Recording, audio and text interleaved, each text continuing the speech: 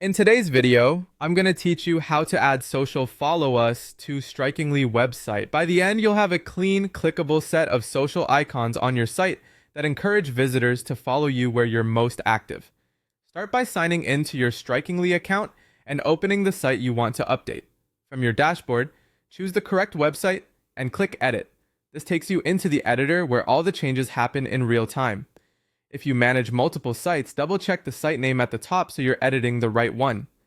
Next, we'll add the dedicated social section.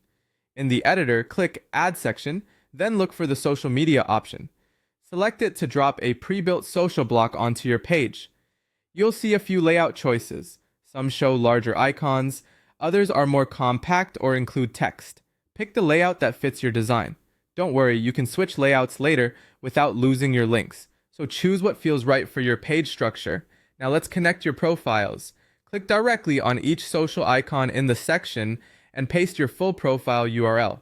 For example, it might look like https://instagram.com/ your username.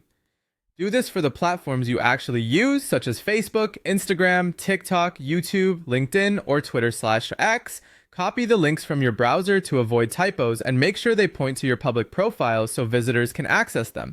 If you don't use a particular platform, remove that icon so the section stays clean and intentional.